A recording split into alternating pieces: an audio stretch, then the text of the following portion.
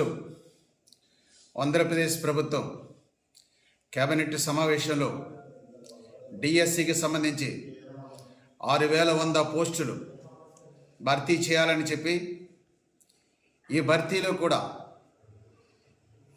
2 ఏళ్ళు apprentice service గౌరవవేతనంతో చెల్లించాలనేటువంటి నిర్ణయం చాలా దారుణమైందని చెప్పి ఈ నిర్ణయాన్ని తీవ్రంగా ఖండిస్తూ ఉన్నాం. 6 సంవత్సరాల డిఎస్సి గ్యాప్కి 6100 పోస్టులేనా అని చెప్పి ప్రశ్నిస్తూ ఉన్నాం. 2018 తర్వాత ఈ 6 ఏళ్ల కాలంలో ఏ ఒక్క డిఎస్సి జరగలేదు.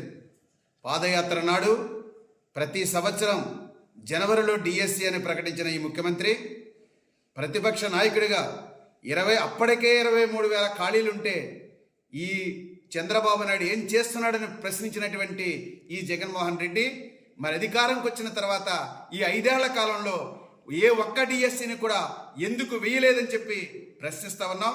ఇటీవల నిరుద్యోగులు కూడా తీవ్రమైనటువంటి డిఎఫ్ఐ తరఫున పోరాటాలు చేస్తూ ఉన్నటువంటి పరిస్థితి ఉన్నది.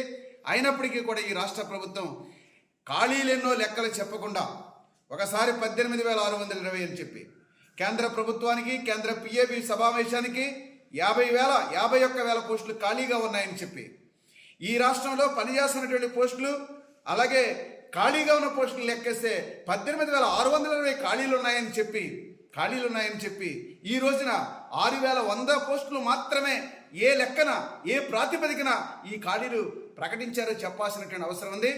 అందువల్ల మేము ఈ రాష్ట్ర ప్రభుత్వంలో ఎన్ని ఖాళీలు ఉన్నాయో అన్ని ఖాళీలు భర్తీ చేయాలని డిమాండ్ చేస్తుంటే ఎన్నో లెక్కలు చెప్పి ఇడి చెప్పి 6,100 పోస్టులు మాత్రమే డిఎస్సిగా ప్రకటించడం అంటే ఈ రాష్ట్ర చరిత్రలో 5 ఏళ్ల కాలంలో ఏ ఒక్క డిఎస్సి వేయనటువంటి చరిత్రహీనుల జాబితాలోకి జగన్మోహన్ రెడ్డి ప్రభుత్వం చేరిందని చెప్పి కూడా చెప్పదలిచింది.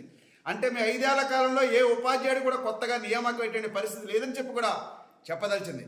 ఒక పక్కన స్పెషల్ డిఎస్సి టీచర్లే అంటే మోగా చెవిటి ఇతర ప్రత్యేక అవసరం పిల్లలకు సంబంధించిన పోస్టులే 6,800 పోస్టులు ఖాళీగా ఉన్నాయని చెప్పుకుంటున్నారు. మున్సిపాలిటీలో ఖాళీలెన్ని, ఎడిట్లో ఖాళీలెన్ని, లేకుంటే సోషల్ వెల్ఫేర్లో ఖాళీలెన్ని, గురుకులాల్లో ఖాళీలెన్ని, మోడల్ స్కూల్లో ఖాళీలెన్ని, ఇన్ని జిల్లా పరిషత్లో ఖాళీలన్నీ, మండల పరిషత్ ఖాళీలన్నీ, ఇన్ని రకాల మేనేజ్మెంట్లో ఉంటున్న ఖాళీలన్నీ కూడా ఏమైపోయాయని చెప్పి మేము ప్రశ్నిస్తా ఉన్నాం. అందువల్ల దీని మొత్తం రాష్ట్రంలో ఖాళీగా ఉన్నటువంటి ఖాళీ పోస్టులన్నీ భర్తీ చేసేదానికి ఈ డిఎస్సిని ప్రకటించాల్సిన అవసరం ఉంది. స్పెషల్ డిఎస్సిని కూడా జనరల్ డిఎస్సిలో కలిపి ప్రకటించాల్సినటువంటి అవసరం ఉంది అని చెప్పి ఈ రాష్ట్ర ప్రభుత్వాన్ని డిమాండ్ చేస్తూ ఉన్నాం. అదే సందర్భంలో ఇంచుమించుగా 16 ఏళ్ల పాటు పోరాటం చేసి 1994లో ఆనాడు కూడా కాంగ్రెస్ ప్రభుత్వం ఇట్లాగే చేసింది.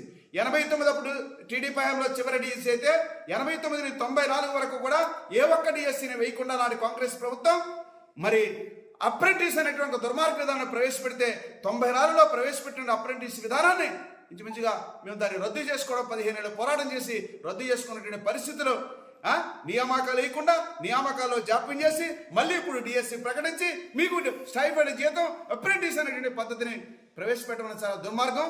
ఈ యొక్క నిర్ణయాన్ని వెనక్కి తీసుకోవాలని చెప్పి మేము డిమాండ్ చేస్తూ ఉన్నాం, తీవ్రంగా ఖండిస్తూ ఉన్నాం. ఇప్పటికైనా రాష్ట్ర ప్రభుత్వం ఇలాంటి దుర్మార్గమైనటువంటి దుష్ట విధానం ప్రవేశపెట్టడం ద్వారా నిరుద్యోగుల్ని నిలువునా మోసం చేసేటువంటి నిర్ణయాన్ని వెనక్కి తీసుకోవాలని చెప్పి డిమాండ్ చేస్తూ ఉన్నా.